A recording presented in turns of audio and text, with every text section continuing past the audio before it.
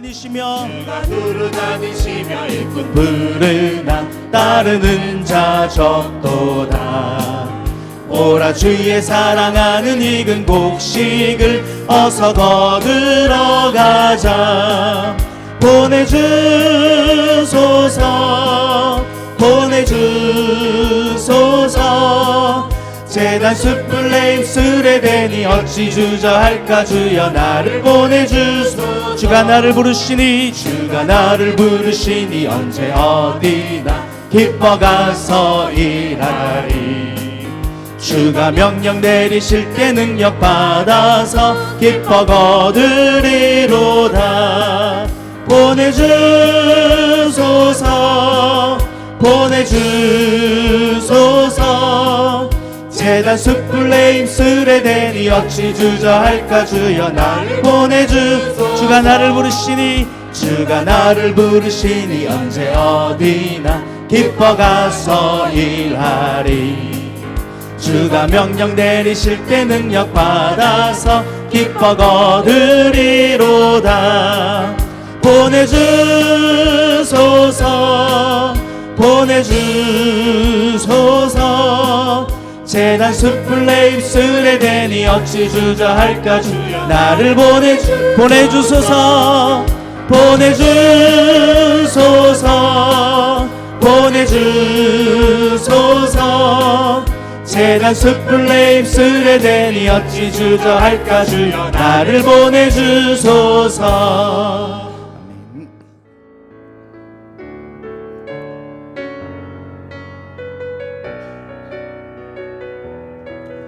우리 믿음으로 고백하겠습니다. 내게 허락하신 시련을 통해 나의 믿음 더욱 강하게 자라나고 험한 산과 골짜기 지나는 동안 주께 더 가까이 나를 이끄시네. 내가 겪는 시험이 어렵고 힘겨워도 내 주님보다 크지 않네.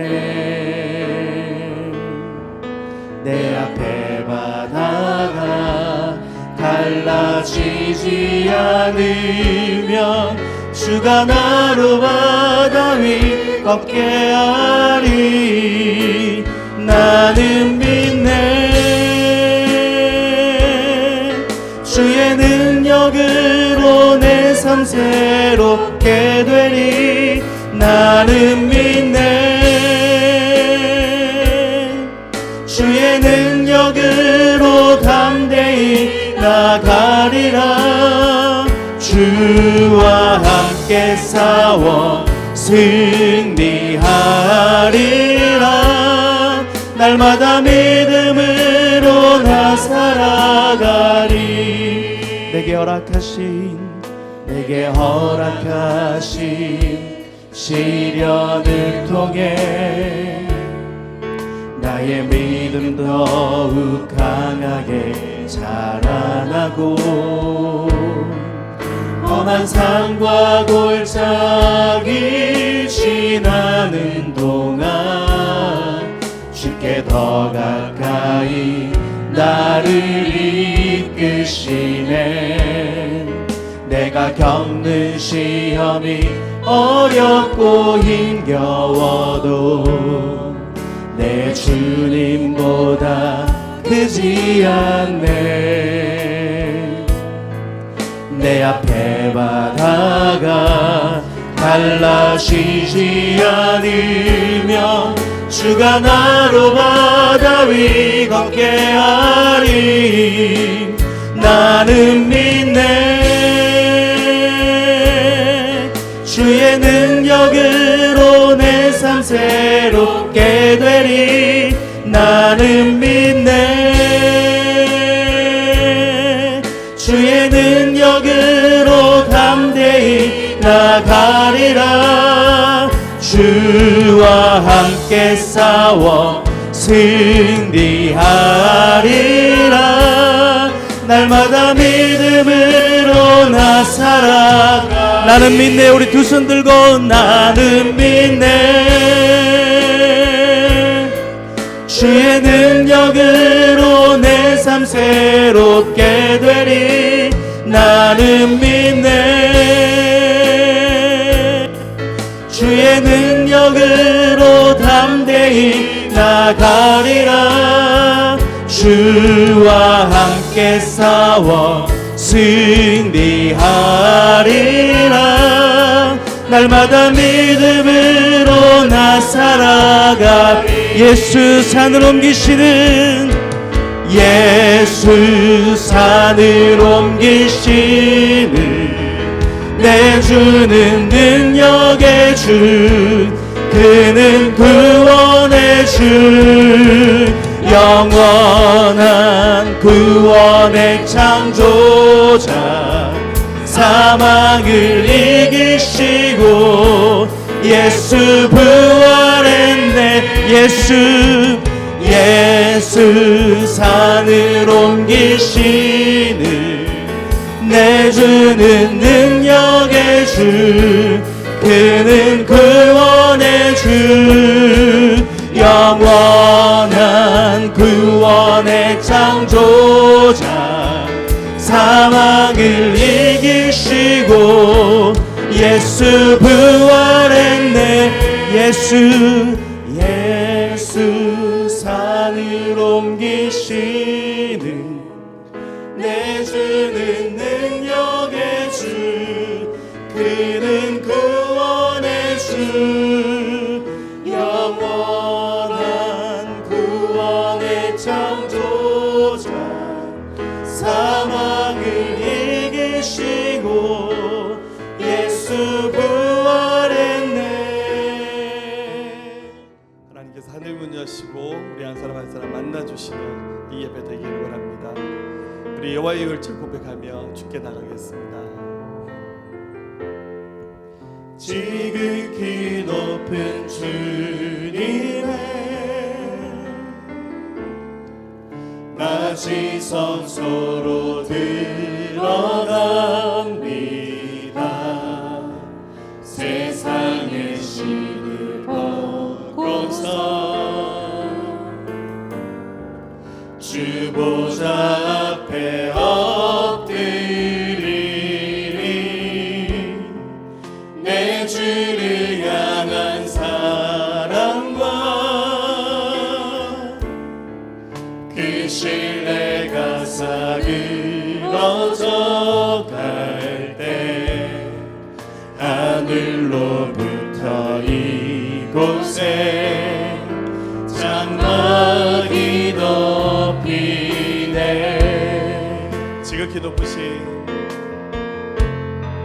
지극히 높은 주님의 낮이 성소로 들어갑니다.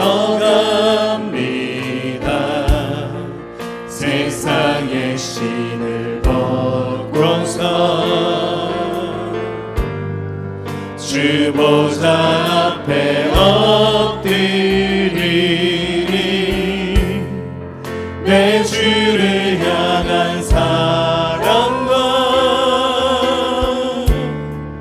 그 신뢰가 사그러져 갈 때 하늘로부터 이곳에 장막이 덮이네. 아멘. 이곳을 덮으소서. 이곳을 덮으소서. 이곳을 비추소서. 내 안에 무너졌던 모든 소망 다 회복하리니.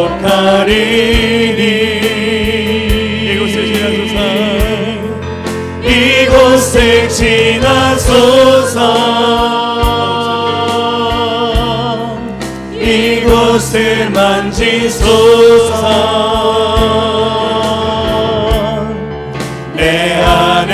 죽어가는 모든 예배 다 살아나리라. 지극히 높으신 지극히 높은 주님은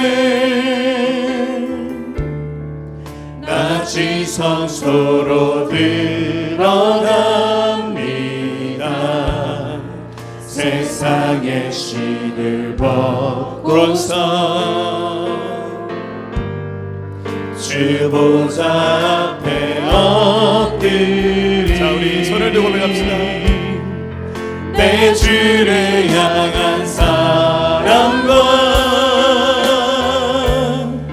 그 신뢰가 사그러져 갈 때 하늘로부터 이곳에 장막이 덮이네. 아멘. 이것을 덮으소서. 이곳을 덮으소서. 이곳을 비추소서. 내 안에 무너졌던 모든 소망 다 회복하리니. 이곳을 지나소서. 이곳을 지나소서. 이곳을 만지소서. 내 안에 죽어가는 모든 예배 다 살아나리라. 아멘. 우리 함께 기도합시다. 우리 교회 사명 선언으로 함께 공동체 고백하겠습니다. 우리는 세계 선교, 나라와 민족 구원, 지역 사회 구원을 위해 예수 그리스도의 몸이 교회로 부름을 받은 자들입니다. 우리는 사도행전의 정신을 이어받아 모두의 꿈인 3.0 새 생명교회를 세워 나갈 것입니다. 우리는 예수 그리스도를 주인으로 고백합니다. 평신도 사역자로 헌신할 것입니다. 하나님의 가족 공동체를 이루어갈 것입니다. 선교와 전도로 부흥하는 교회로 하나님 나라의 비전을 완성하는 교회로 살아갈 것입니다. 주 예수 그리스도께서 다시 오시는 날까지 하나님의 꿈을 우리의 비전으로 삼아 거룩한 주의 신부로 살아갈 것을 고백합니다. 아멘.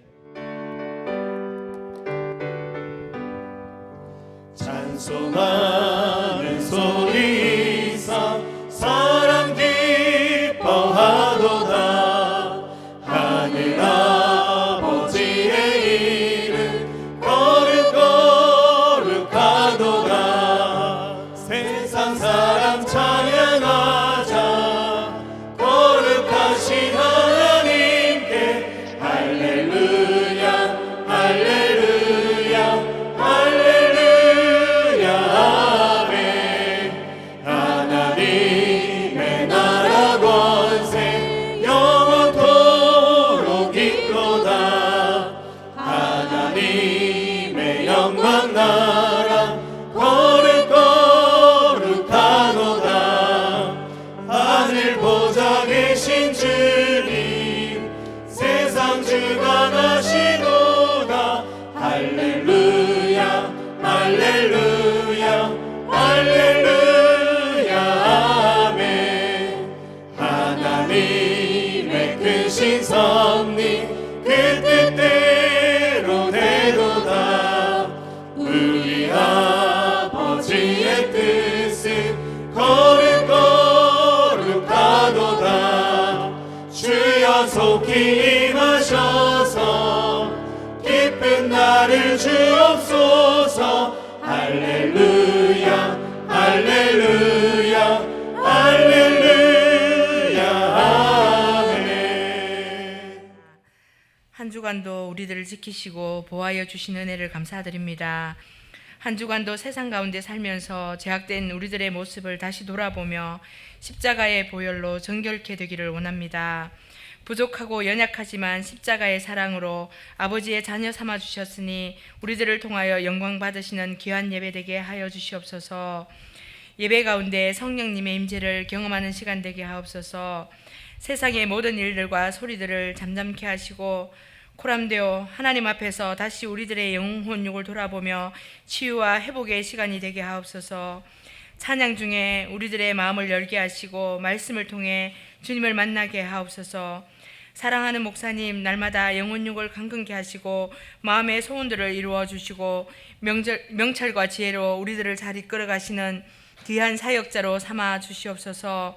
목사님의 여러 사역으로 말미암아 하나님께 영광 돌리며 교회의 부흥으로 주님이 기뻐하시는 일들이 날마다 넘치게 하옵소서. 우리 모든 성도들이 목사님의 뜻을 따라 한 마음 한 뜻 한 성령으로 아름다운 하나님 아버지의 가족 공동체를 이루게 하시고 선교와 전도에 더욱 애쓰는 우리들이 되기를 원합니다. 할렐루야. 네, 오늘도 은혜의 주일 되시기를 주의 이름으로 축복합니다. 디모데후서 말씀을 강해 시작했습니다. 오늘 세 번째로 주의 강한 군대가 될지어다 라는 말씀으로 함께 은혜 나누도록 하겠습니다. 속담 중에 이런 말이 있습니다. 한 사람의 주인의 눈이 10사람의 종의 눈보다 낫다. 다 그런 경우는 아니겠지만 주인과 종이 일을 하는 태도의 차이를 꼬집는 그런 속담인 것 같습니다. 주인은 굉장히 꼼꼼하고 정확하게 바라보면서 일을 하지만 다 그런 것은 아닙니다. 일하는 종은 대충 쉽게 얼렁뚱땅 그렇게 일을 하려고 하는 경향이 있다고 하는 것을 지적하는 얘기 같습니다. 이렇게 일을 할 때 주인 정신을 가지고 일하는 사람과 종의 정신을 가지고 일하는 사람이 얼핏 보기에는 작은 차이가 나는 것 같지만 시간이 지나면 굉장히 다른 열매들이 나타나게 되어 있습니다. 하나님도 마찬가지입니다. 하나님의 거룩한 부르심 앞에 사역하는 우리들이 또 주님께서 우리를 사역자로 삼으시고 일꾼으로 삼으셨는데 정말 주인과 같은 마음으로 세상을 바라보고 교회를 바라보는 사람과 끌려가듯이 그렇게 교회를 바라보고 또 사역을 바라보는 사람들은 너무 다른 차이를 가지고 있습니다. 어떤 분이 이런 말을 하더라고요. 이 세상에는 두 종류의 사람이 있답니다. 걷는 사람과 가는 사람이 있답니다. 걷는 사람은 목적지가 없이 걸어가는 사람입니다. 네. 여러분들 평상시에 길을 걸어가실 때 나는 걸어가고 있는 건가 가는 건가 잘 생각해 보세요. 가는 사람은 목적지가 분명한 사람입니다. 가다가 중간에 조금 힘들어도 쉬어갈지언정 목적지가 있는 사람은 절대 그 길을 멈추지 않습니다. 작년 봄에 우리 지방의 목사님들이 이렇게 부부 수양회로 제주도를 간 적이 있었습니다.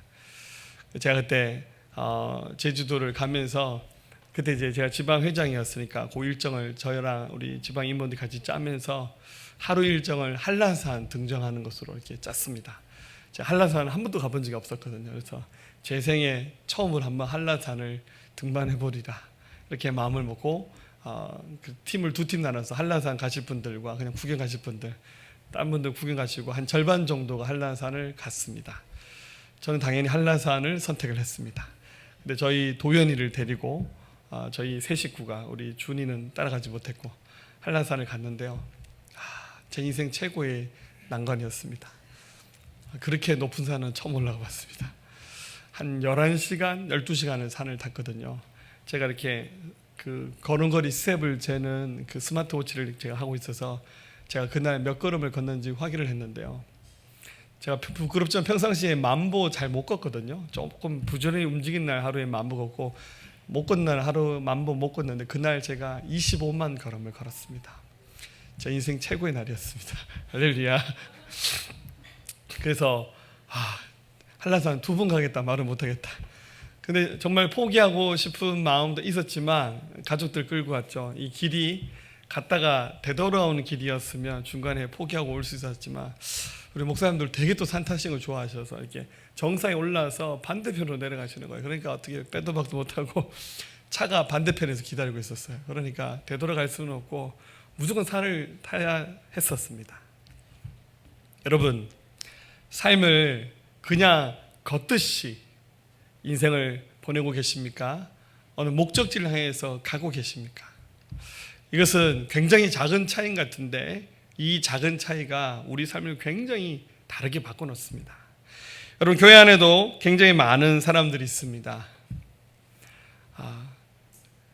이 많은 사람들 가운데 흔히 말하는 80에 20의 그 법칙처럼 80%의 사람들은 그냥 구경꾼처럼 그냥 따라온 사람들이고 20%의 사람들이 주도한다는 것처럼 교회 안에도 굉장히 많은 사람들이 있습니다. 우리 다 같이 예수님 믿고 하나님 자녀가 되었고 우리 구원받았고 하나님께서 우리 모두에게 다 위대한 사명들을 이렇게 허락하셨어요. 근데 어쩌면 80% 그 이상일지도 모르겠어요. 대부분 사람들이 굉장히 수동적으로 자기의 사명, 자기 역할, 자기가 해야 될 일들에 초점을 맞추지 못하고 그저 쓸려가듯이 그렇게 신앙생활 하시는 분들이 굉장히 많습니다. 자, 오늘 이 본문에 있는 말씀은 그런 우리들을 향해서 좀 정신을 번쩍이게 하는 말씀을 주시는데 그것은 바로 우리가 하나님으로부터 부름을 받은 주님의 군대라는 말씀을 주시고 있습니다. 자, 한번 우리 오늘 본문 3절 말씀 앞부분을 한번 볼까요? 자, 한번 같이 봅니다. 시작. 너는 그리스도 예수의 좋은 병사로. 아멘. 여기까지. 우리를 예수님의 좋은 병사, 군대로 하나님께서 부르셨다는 거예요. 자, 말씀 짧아서 아쉬웠나 봅니다. 한번 옆에 사람 보시고, 자, 당신은 주님의 강한 군대입니다. 한번 그렇게 하겠습니다. 시작. 당신은 주님의 강한 군대입니다. 할렐루야.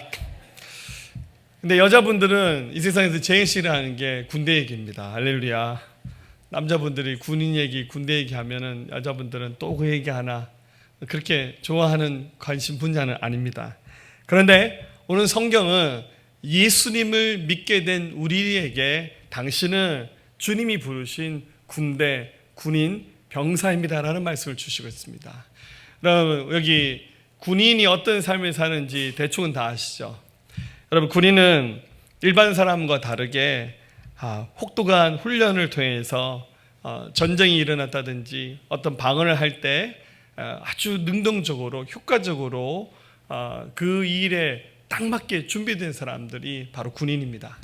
한 사람의 군인을 이렇게 만들기까지 굉장히 많은 에너지들, 막 거기다 돈도 엄청나게 써서 또 많은 장비들까지 주면서 한 명의 군인을 만듭니다.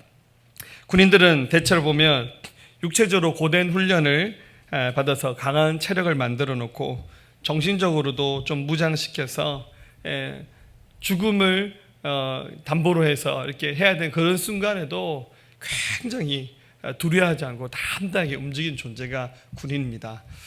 이렇게 얘기하니까 요즘에 좀 나약한 군대가 있는 여러분들 아들들을 생각하면서 요즘 군인들은 안 그렇던데 이렇게 생각하지 마시고 요즘 군대에서는 핸드폰 통화도 하고 밤마다 컴퓨터로 인터넷도 하고 요즘 군인들 좀 그래요.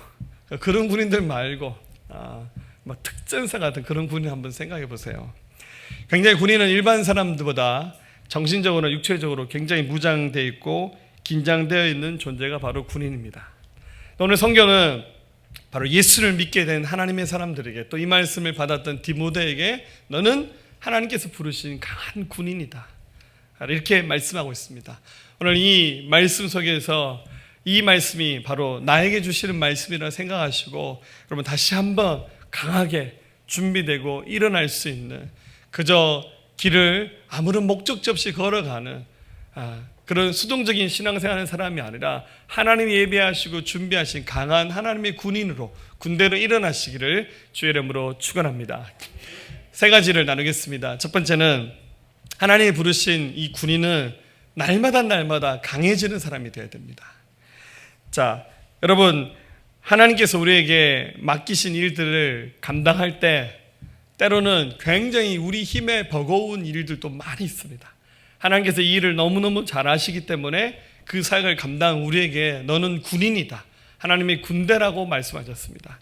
여러분 군인은 철저한 자기 훈련과 자기 관리를 통해서 자기의 그 힘을 끌어올리는 사람입니다. 한번 예를 들어 볼게요. 운동하는 사람들, 스포츠 선수들, 여러분 이런 사람들은요 매일 운동을 합니다. 뭐 이렇게 웨이트 트레이닝 같은 거 하면서 근육을 만들고, 또 자기가 전공을 하는 그 스포츠 분야에서 그 해야 되는 일들, 뭐 야구 선수 같으면 배트를 휘두르는 거, 그리고 뭐 공을 던지는 거, 뭐 뛰는 것부터 시작해서 굉장히 기초적인 것들 있잖아요. 이런 것들을 매일 반복합니다.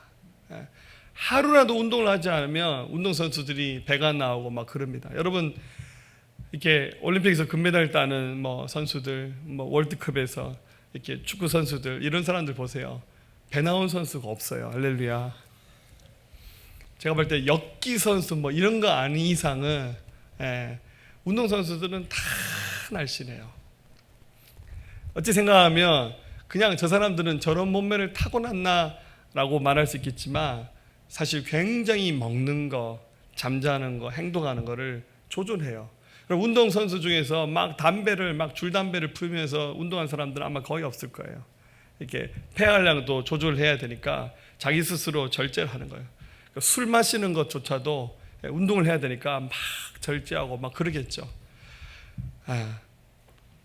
가장 기본이 되는 거 뭐 달리기, 웨이트 트레이닝 이런 것들이 기본이 되어서 그 일에 합당하게 준비를 합니다. 마찬가지입니다. 우리는 하나님께서 하나님의 일을 위해서 부르신 강한 군대입니다. 우리도 날마다 강해져야 우리 하나님께서 맡기신 일들을 능히 감당할 수 있습니다. 그런데 우리가 강해지는 것은 운동하는 선수들이 이렇게 기초 체력을 달리는 이런 운동을 통해서 만들어지는 것이 아니라, 성경은 우리가 무엇을 통해서 강해지는지 분명히 그 방법을 말씀해 주고 있습니다. 자, 1절 말씀에 나와 있죠. 같이 한번 읽어봅시다. 내 아들아, 그러므로 너는 그리스도 예수 안에 있는 은혜 가운데서 강하고. 바울이 자기 믿음의 아들과 같은 디모데에게 말하기를, 너는 예수님께서 주시는 은혜 안에서 강해져야 된다라고 말하고 있습니다. 우리가 강해질 수 있는 비결은 우리에게 넘쳐나는 하나님의 은혜가 있을 때 우리가 강해질 수 있다. 바로 그 말씀을 하고 있습니다. 여러분, 은혜는 하나님이 우리에게 주시는 그 놀라우신 사랑을 우리가 보통 은혜라 그렇게 말합니다. 그래서 우리 예배 끝나면 이런 인사 잘하잖아요. 은혜 받았습니다. 할렐루야.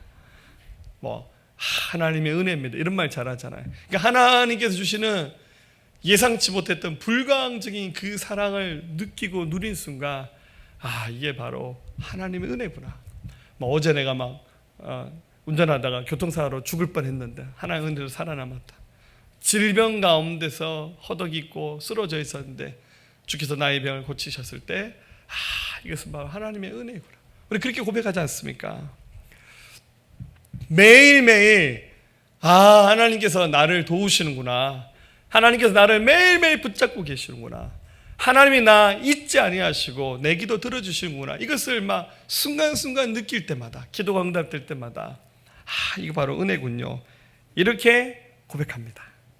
우리 흔히 하는 말로 그 간증이라 그렇게 말하잖아요. 우리 정말 살다 보면 늘 쉽고 편한 길만 가는 것 같지만 가다 보면 고난도 있고 어려움이 있어요. 그 순간에 눈물 쏟는 경험도 있고 아픔도 있고 상처도 있고 또 기쁨과 감사를 경험하기도 합니다. 그러다가 이런 것들을 다 경험할 때마다 은혜가 막 쌓이는 거예요. 그래서 당신 하나님께로부터 받았던 사랑과 은혜들 한번 나눠보세요 얘기하면 이게 막 줄줄이 나오는 거예요. 여러분들 목장 모임 때 한 주간의 얘기들 나누면 무슨 얘기합니까? 하나님이 나에게 주신 은혜를 우리가 고백하는 거잖아요. 말씀을 통해서 주셨던 것들, 기도할 때 주셨던 은혜들, 생활 가운데 나타났던 은혜들을 막 고백하며 정말 하나님이 나와 함께 하시는구나. 좀 내게는 그런 은혜가 부족해도 우리 같은 목장 식구 또 아무개가 받았던 은혜 얘기만 듣기만 해도 참 감사하고 좋구나. 그렇지 않습니까? 이런 은혜들을 계속 풍성히 나눈 이들을 반복해지면 우리의 믿음이 자라고 우리가 더 강해지는 겁니다. 할렐루야. 바로 예수님께서 주신 은혜로 말미암아 우리는 강해져야 되는 거예요. 근데 여러분 한번 최근의 삶을 돌아봤을 때 뭔가 좀 딱 잘라 말하기는 어렵지만 뭔가 굉장히 좀 메마르다, 드라이하다는 느낌이 혹시 드신다면 다른 문제가 아니에요. 은혜가 없는 거예요. 왜 은혜가 없습니까? 은혜 받는 자리 앞에 선한 일들을 너무 인색하게 때문이에요. 하나님께서 주시는 은혜를 못 누릴 수밖에 없는, 영적으로 굉장히 지쳐있고 사모하지 않는 삶을 살았을 때 은혜가 계속 메말라가는 거예요. 여러분, 다시 한번 하나님께서 주시는 은혜를 사모하고 찾는 자들이 되시기를 주의 이름으로 축원합니다. 할 수만 있다면 매일매일 그 은혜를 사모하면서 구하시기를 축복합니다. 이 은혜가 좀 더 강해지는 방법이 있는데요, 그 방법은 좀 실전에 서보는 겁니다. 여러분, 군인도 실전에 서서 전투 경험을 한 번 하는 것은 훈련 100시간 1000시간 하는 거하고 비교할 수 없는 더 이렇게 실력이 향상되는 겁니다. 그것이 바로 뭐냐면 2절 말씀에 또 내가 많은 증인 앞에서 내게 들은 바를 충성된 사람들에게 부탁하라. 그들이 또 다른 사람들을 가르칠 수 있으리라. 바울이 디모데에게 너는 강한 주님의 군대가 되어야 된다. 그런데 할 수만 있으면 다른 사람들을 가르치고 그들을 이끌어가는 사역을 하라고 말합니다. 여러분, 디모데는 목회자였기 때문에 주된 사역이 가르치는, 티칭하는 사역이었어요. 근데 이제 우리 각자에게 다 주신 사명들, 사역들이 다르지만 어쨌거나 하나님의 사람들은 자기 자신에게 주어진 사역들에 집중할 때 더 강해지는 거예요. 하나님께서 그 사역에 달란트와 은사를 주셨어요. 이것을 쓰면 쓸수록 더 강해집니다. 그러면서 영적인 힘이 더 생겨나는 거예요. 그래서 여러분들 예수를 믿고 난 다음에 교회에서 신앙생활을 굉장히 오래 했지만 교회에서 하는 일이 하나도 없어요. 오셔서 식사 드시는 거 외에는. 그렇다면 여러분들 믿음이 잘 안 자라요. 뭔가 굉장히 작은 거예요. 굉장히 작은 거지만 사역을 하고 섬기잖아요. 그러면 굉장히 에너지가 생겨나는 거예요. 정말 누군가 다른 사람을 이렇게 섬기는 일들, 그 사람을 품고 기도하는 일들, 교회에서 어쩌면 굉장히 좀 허드레한 일일지도 몰라요. 근데 그 작은 일이라도 주인의식을 가지고 하다 보면 그것은 실전입니다. 자꾸만 그런 사역들을 하다 보면 자기 믿음이 더 강해지고 영이 살아나고 회복되는 거예요. 또 그렇게 하다 보면 고난도 당합니다. 3절 말씀에 너는 그리스도 예수의 좋은 병사로 나와 함께 고난을 받으라. 하다 보면 굉장히 어려움을 당할 수 있습니다.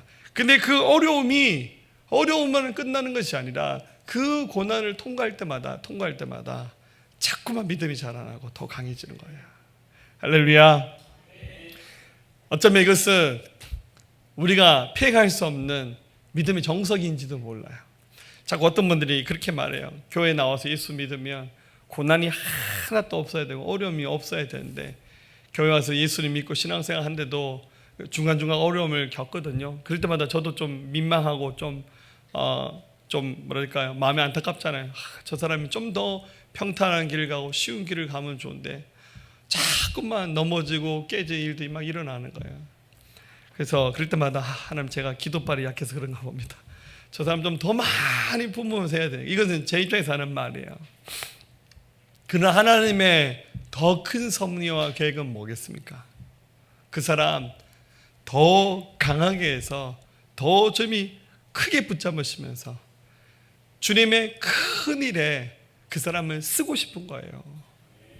근데 너무 유약한 거예요. 깨지기 쉽고, 그리고 믿음이 너무 약해요. 하나님 아는 지식도 없고 사역하는 스킬도 없고. 그러니까 주님이 그냥 두실 수 없는, 그래서 어떡합니까? 자꾸 고난 가운데, 불 가운데 우리를 집어넣는 거예요. 2주연서 우리 청소년부 얘기를 하겠습니다. 지난주에도 제가 잠깐 예배 때 청소년 얘기했는데 그런 것 같아요. 우리 요즘 시대 청소년들이나 우리 아이들이 보면 너무 유약해요. 이렇게 얘기하면 꼰대 같잖아요, 그렇죠? 그래서 참 얘기하기도 참 그래요. 얘기하면 어른들 그렇게 얘기하죠. 우리 때는 안 그랬다. 뭐 내가 너만 할 때 이렇게 얘기하는데 어느 날 설교하다 보면 저도 우리 아이들에게 그렇게 얘기하고 있더라고요. 목사님이 어렸을 때는 그러지 않았다, 이런 식으로. 사실은 어떡합니까, 그렇죠? 근데 이제 내과학을 하시는 분들이 그렇게 얘기를 해요.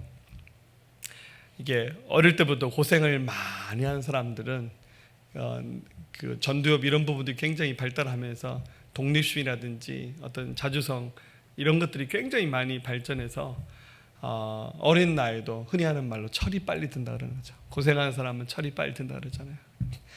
근데 이 말이 안 맞는 말이 되면 좋겠는데 보면 그래요. 고생 안 하고 산 사람들은 철이 없는 것 같아요.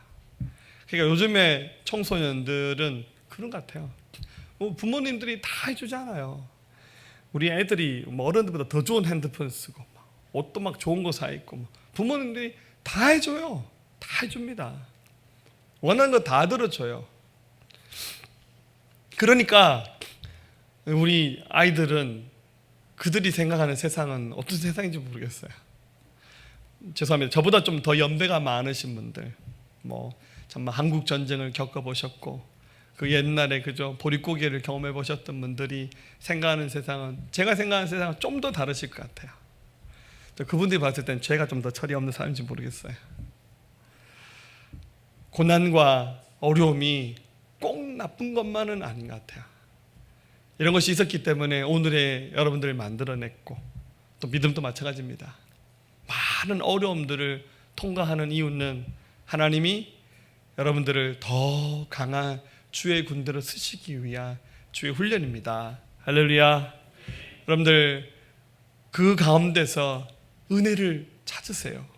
어려움과 고난이 찾아올 때 죽고 싶다, 힘들다 이런 말들은 세상 사람들이 하는 말이에요. 우린 그 가운데서 기도하시고 그 가운데서 하나님의 축복을 누리면서 이것이 바로 나를 향하신 하나님의 계획이고 섭리이고 은혜이구나 라고 고백하면서 믿음이 한층 더 강해지는 은혜가 있기를 주의 이름으로 축원합니다. 두 번째입니다. 주님을 기쁘시게 하는 자가 주님의 강한 군대입니다. 여러분, 군인은 상관의 명령에 복종하는 존재입니다.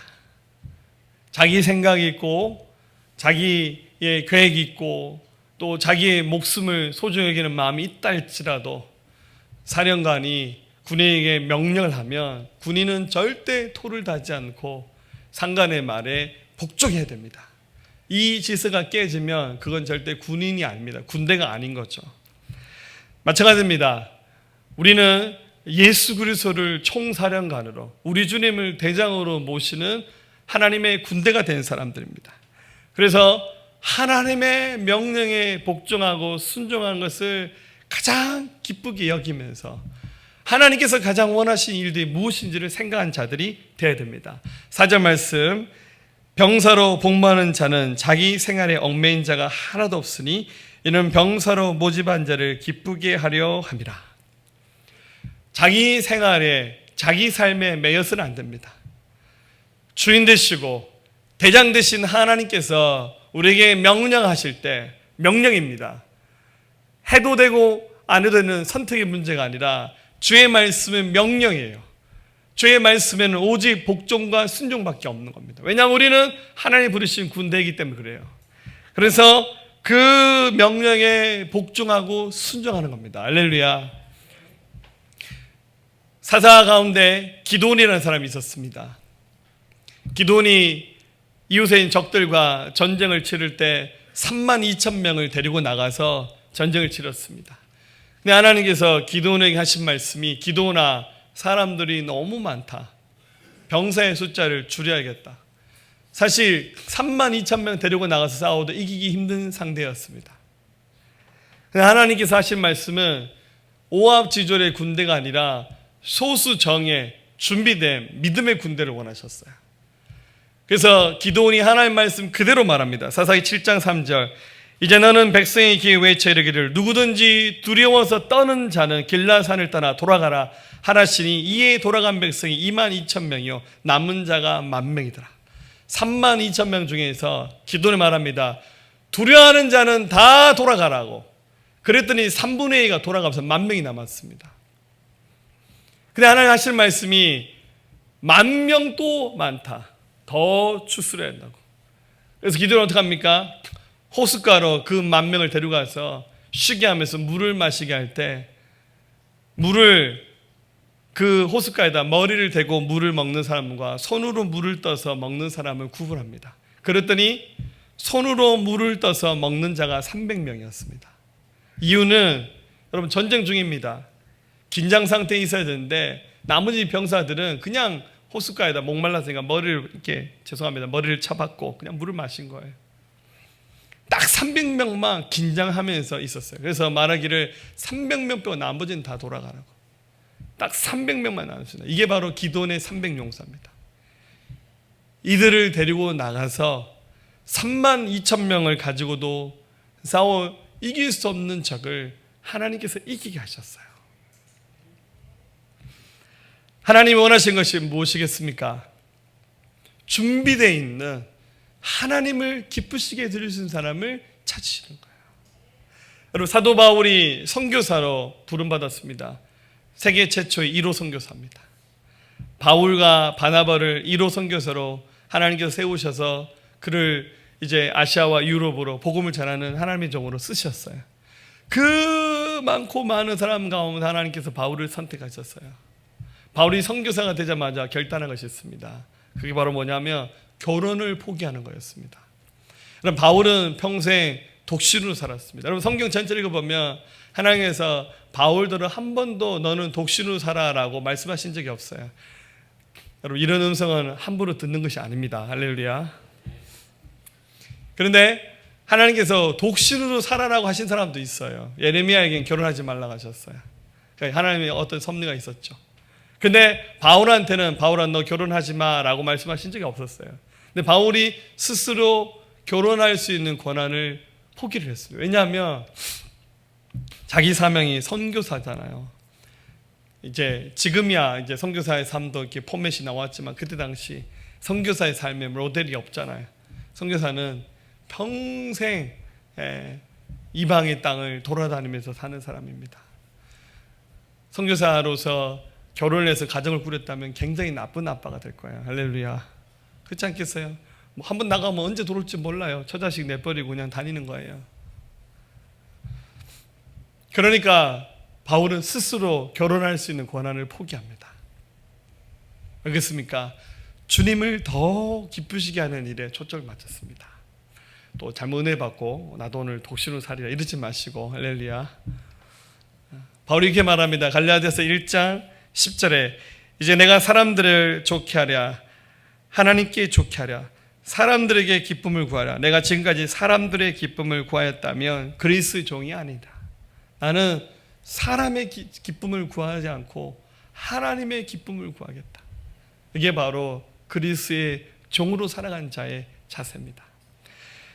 그리할 때 하나님께서 그 하나님의 종으로 군인으로 살아간 자들 책임져 주십니다. 할렐루야. 여러분 보세요. 우리나라 군인들 보세요. 정부에서요 옷도 주고 무기도 주고 신도 주고 다 줍니다. 군인들이 나가서 싸우면서 그런 걱정하지 않아도 되게끔 하나님이 몽땅 모든 것을 다 책임져 주십니다. 할렐루야. 이게 바로 하나님의 섭리고 하나님의 축복입니다. 제가 개인적으로 이런 경험이 있습니다. 저도 이게 믿음의 길을 가면서 가끔씩 주님이 예상치 못한 말씀을 주셨을 때 굉장히 고민하면서 순종해야 될 때가 여러 번 있었습니다. 좀 특별히 의미 있는 경험이 하나 있어서 소개하고 나눌까 합니다. 제가 2001년도에 결혼하기 전이었습니다. 뉴질랜드에 간 적이 있었습니다. 그때 당시에 우리나라에 골프 유학 바람이 불면서 뉴질랜드 학생들이 굉장히 많이 갔었는데 설마 제가 골프 치러 갔겠습니까? 저는 이제 공부하기 위해서 갔죠. 제 꿈이 미국에 가서 공부하는 거였습니다. 유학하는 게 제 꿈이었는데 전도사로 사역을 하다가 잠깐 사역을 내려놓고 굉장히 우연한 기회에 뉴질랜드에 가서 거기서 어학연수를 했었습니다. 그리고 굉장히 열심히 또 교회 사역도 했습니다. 제가 그때 당시에 공부하면서 뭐 이렇게 그 시험 공부를 하잖아요. 토플 공부 같은 걸 했었는데요. 공부하면서 이렇게 여러 가지 좋은 길들이 많이 열리고 있었습니다. 근데 때마침 그때 제가 섬겼던 모교회에서 전화가 왔습니다. 구룡포에 있는 낙원침례교회인데요. 목사님 전화 오셔서 다짜고짜 전후 문맥이 없이 그냥 이렇게 말씀하시더라고. 돌아오라고. 왜요, 목사님? 그러니까 당신이 이제 건강도 많이 약해지셨고 또 여러 가지 새로운 계획이 있는데 교회가 너무 어려워서 제가 와서 딱 1년만 도와달라고 그러시더라고요. 저는 한참 공부하고 있고 막 한참 이렇게 교회 사역도 재미있었는데 또 스승 목사님이 또 그렇게 말씀하시니까 마음이 흔들렸습니다. 그 전주에 하필이면 제가 그 나라에서 비자를 연장하는 서류를 넣었어요. 굉장히 어렵게 서류 준비해서 이렇게 공중도 받고 이렇게 해서 한국에서 서류 받아서 이렇게 딱 넣어서 장기 비자를 받을 수 있는 그런 딱 타이밍에 교회에서 목사님이 이렇게 요청하시니까 제가 기도를 했어요. 기도하다가 하나님께서 금식하는 마음에 감동 주셔서 제가 3일 금식을 했어요. 하나님, 저 갈까요 말까요? 아무래도 제가 가면 공부하는 건 포기해야 될 것 같습니다. 가면 사역이라는 게 그렇잖아요. 사역이라는 게 만만치 않잖아요. 그래서 분명히 가면 저는 코 껴서 공부는 접어야 될 것 같고 사역을 해야 될 것 같습니다. 저는 그래도 제가 가야 될까요? 그리고 이제 주변에 아는 사람들이 조언했더니 거의 100% 다 오지 말라는 거예요. 왜 오냐고, 미쳤냐고, 왜 오냐고 이렇게 교회 식구들한테는 아무도 안 물어보고 제 주변 지인에게 물을 때는 다 오지 말라 그러시더라고요. 근데 금식할 때 하나님께서 응답하시더라고요. 가라고. 그래서 제가 원하는 거를 내려놓고 순종하기를 결단했습니다. 그때가 2002년 7월 3일 날 제가 어제 혹시나 싶어서 어제 인터넷으로 2002년 달력책이 나오대요. 인터넷이 참 좋아요. 2002년 7월 3일 비행기를 타고 제가 한국으로 돌아왔습니다. 비행기 딱 타고 돌아와서 목사님 딱 찾아가니까 얘기하시더라고요. 분명히 전화할 땐 저한테 1년만 와서 도와달라는데 딱 내리 하신 말씀이 딱 2년만 도와주고 가라고 그러시더라고요. 며칠 사이에 1년이 늘었어요. 그래서 뭐 예상했던 시나리오였으니까 알겠습니다, 목사님.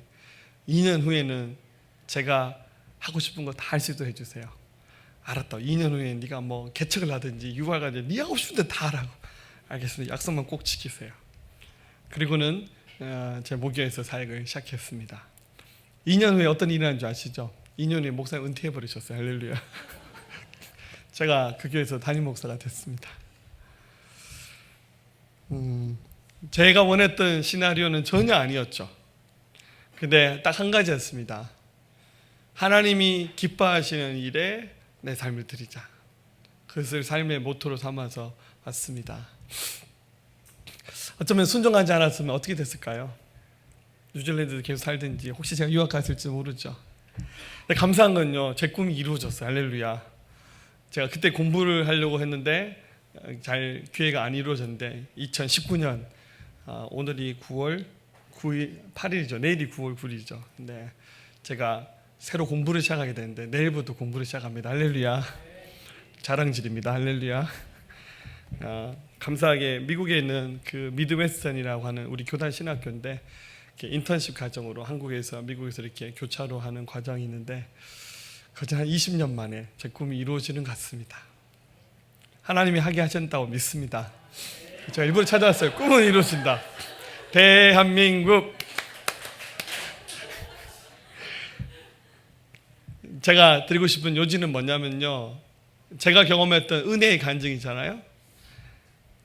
항상 하나님이 기뻐하시는 일을 결정할 때 인간적으로는 좀 손해보는 결정이죠. 하나님은 이렇게 이익을 보시고 나는 손해보는 결정들이 많았던 것 같아요. 근데 시간이 지나면 하나님은 절대로 손해보게 하시지 않는다는 거예요. 5절 이렇게 말합니다. 경계하는 자가 법대로 경계하지 아니하면 승리에 관해 얻지 못할 것이요 수고하는 농부가 곡식을 먼저 받는 것이 마땅하니라. 하나님은 일하는 소의 머리에 그 망대를 세우지 않으셔요. 하나님은 책임져 주십니다. 주님의 쓰시는 군인이 되고 군대가 되어서 목숨도 아끼지 않고 자기 자신을 깨뜨리고 희생하는 것이 그저 손해보는 것으로만 끝나게 하지 아니하시고 우리 하나님은 우리가 하나님께 우리 자신을 드렸던 것보다 더 값지고 값진 것을 주시는 것 같아요. 저의 열매는 바로 우리 새생명교회입니다. 할렐루야. 저는 지금까지 개척교회 하겠다라고 기도해 본 적이 한 번도 없어요. 좀 부끄러운 얘기지만 너무 아까 얘기했듯이 너무 비교적 일찍 담임 목회를 시작을 하면서 제가 개척교회를 하리라고는 생각을 못했어요. 그래서 하나님 저 개척교회 할게요라고 기도해 본 적도 한 번도 없어요. 근데 하나님께서 모교에서 담임 사역을 마치면서 8년 전에 이 교회를 개척하게 하시고, 물론 저 혼자 한 것이 아니죠.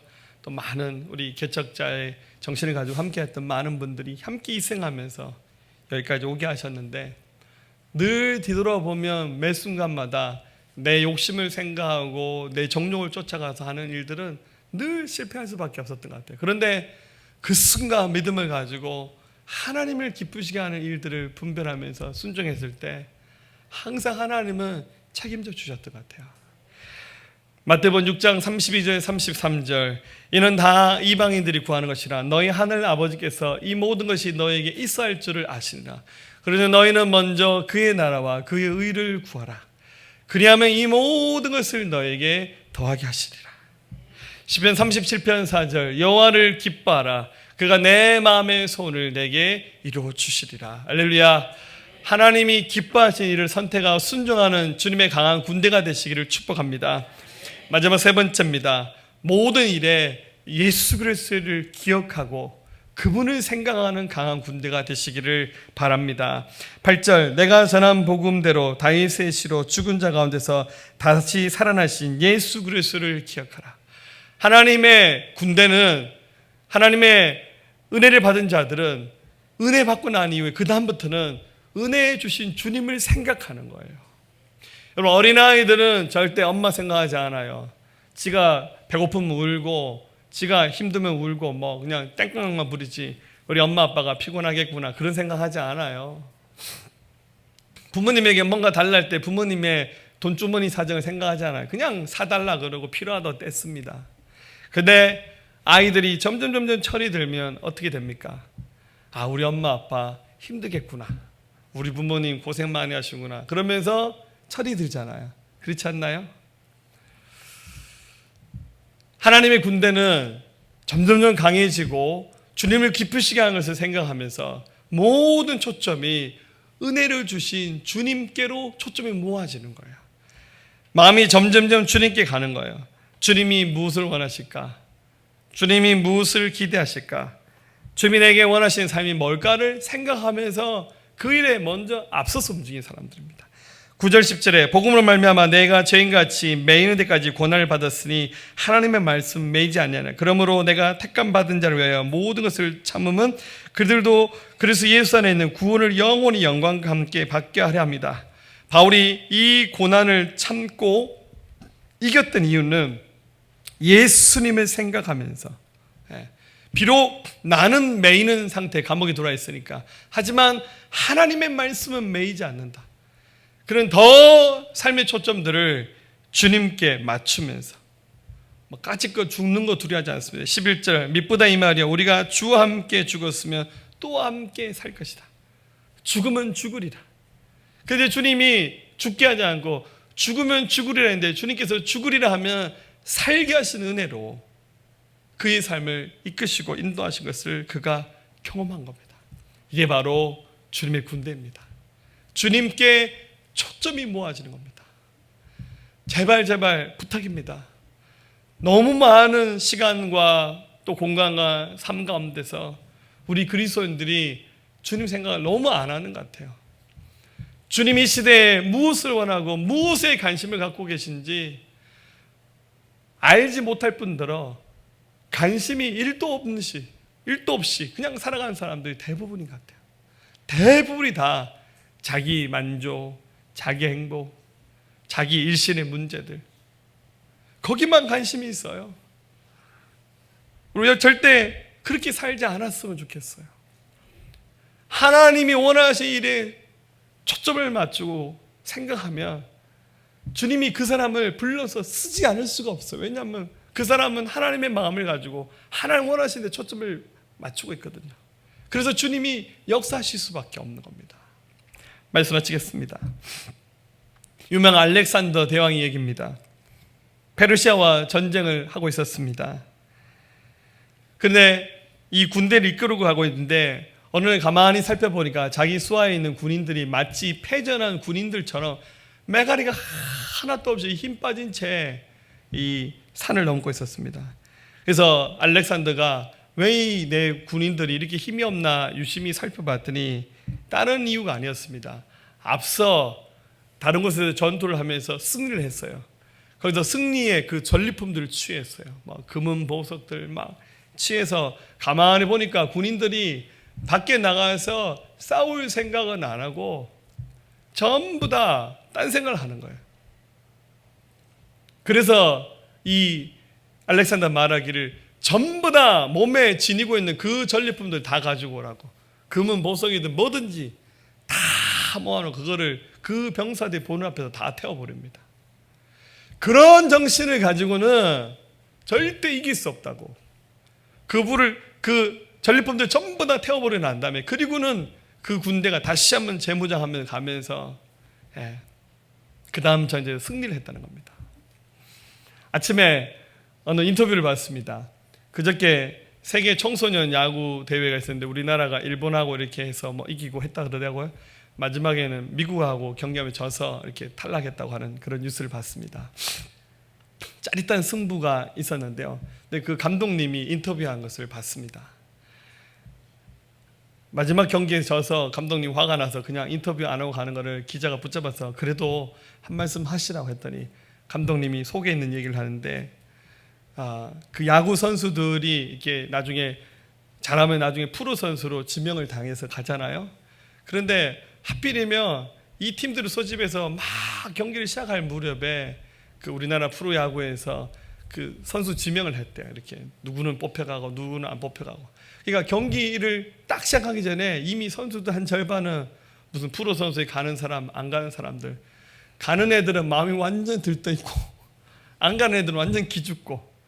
그래서 왜 이렇게 중요한 대회를 앞두고 선수들 마음을 이렇게 다 흐트리게끔 했을까? 왜 이렇게 전쟁터 나가는 장수와 같은 이 아이들을 이렇게 배려하지 않았을까? 막 이렇게 불평 섞인 인터뷰하는 기사를 그 감독님의 얘기를 봤습니다. 어쩌면 우리도 똑같은지 모르겠어요. 이 땅을 살면서 굉장히 축복의 삶을 누리면서 하나님 은혜 안에 살고 있다고 여겨지신 분이 있고 아직도 계속 깨지고 헤매는 삶을 살고 있는 두 부류의 사람이 있지 않겠어요? 조금 먼저 앞서가는 사람은 나도 모르게 어느 순간 우쭐대고 있는 거예요. 내가 잘하고 있다. 하나님 내게 복을 주셨어. 또 약간 살짝 못하는 사람에게서 약간 핀잔 주면서 약간 정지하면서 저거 봐 이러면서 또 맨날 깨지는 삶을 사는 사람은 이것밖에 안 되나 완전 패배의식에 사로잡혀서 이러지도 저러지도 못하는 삶을 살고 있는 사람들. 여러분 여기는 종착지가 아니에요. 우리 믿음의 마지막 종착지는 하나님 나라잖아요. 우리는 과정 가운데 서 있습니다. 많이 가졌든 적게 가졌든 승리를 여러 번 경험했던 패배를 경험했던 중요하지 않아요. 다시 한번 정신적으로 무장하면서 일어나서 하나님이 부르신 일에 집중해야 될 때가 바로 지금이에요. 여러분 마귀는 이를 갈면서 어떻게든 교회를 무너뜨리고 예수 믿는 하나님의 사람들을 넘어지게 만들려고 하는데 거기에 비해서 우리는 완전 무장해제한 군인들처럼 매가리 없이 그냥 날마다 얻어터지고 있는 삶을 살고 있지 않나 하는 생각이 듭니다. 사랑하는 여러분, 다시 한번 우리에게 주신 사명들을 생각하면서 하나님께서 우리에게 주신 이 놀라운 축복의 이 비밀들을 생각하면서 정신적으로 무장하고 마음의 무장을 하면서 다시 한번 깨어일어나서 하나님께서 기대하시고 원하시는 일들을 능히 감당하는 하나님의 사람들로 살아가시기를 주의 이름으로 축원합니다.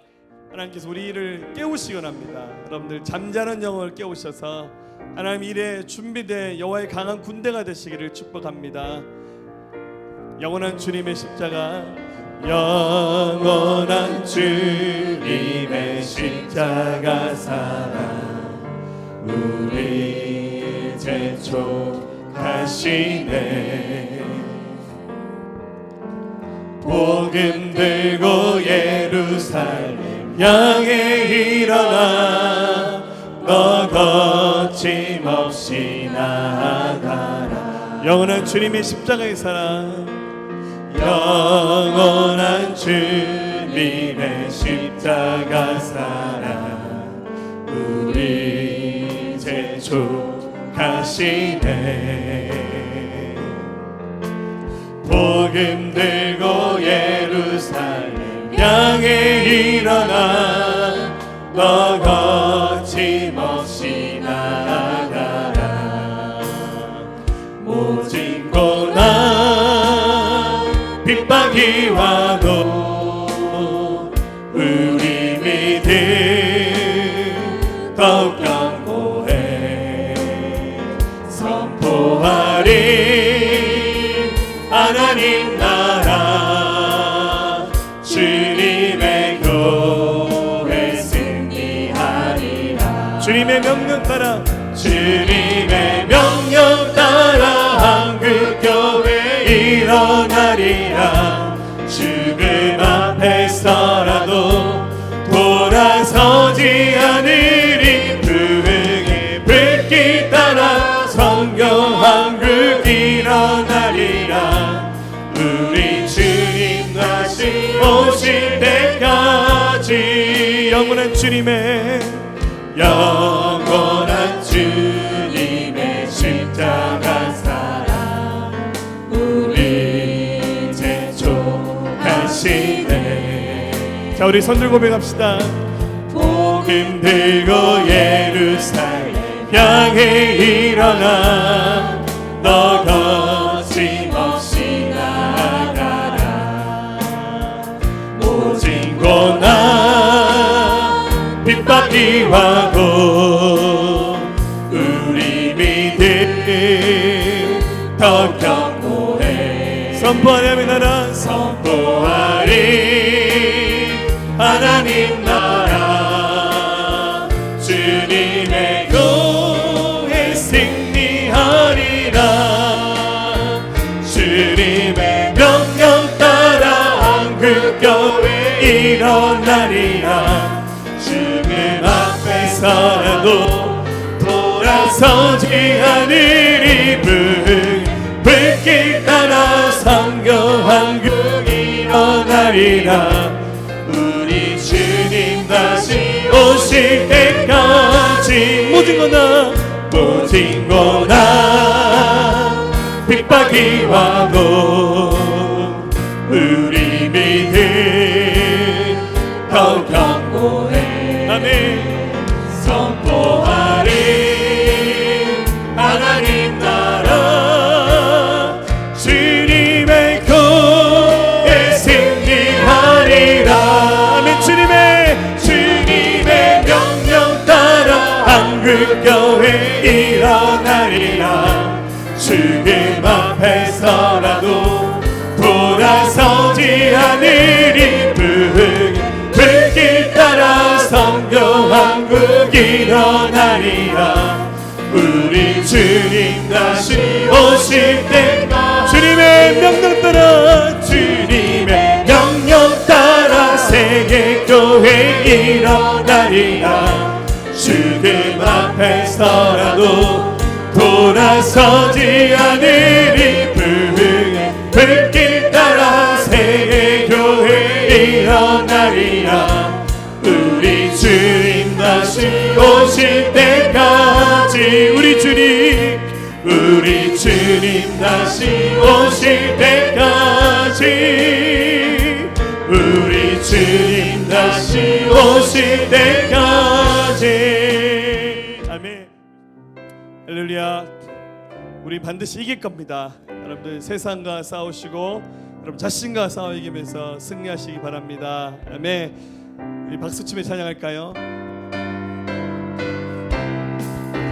마귀들과 싸울지라 죄악 벗은 형제 담대하게 싸울지라 적이 악한 적병과 심판날과 멸망의 날 내가 섰는 눈앞에 곧 다가오리라. 영광 영광 할렐루야. 영광 영광 할렐루야. 영광 영광 할렐루야. 곧 승리하리라.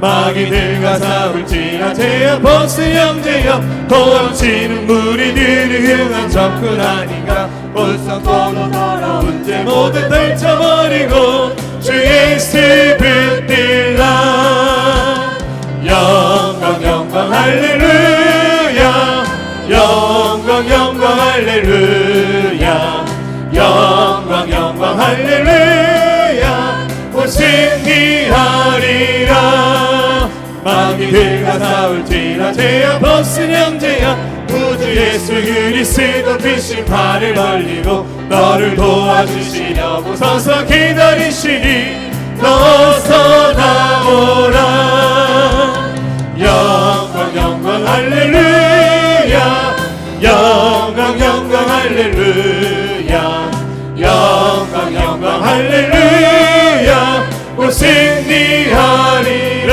영광 영광 할렐루야 영광 영광 할렐루야 영광 영광 할렐루야 영광 영광 할렐루야 곧 승리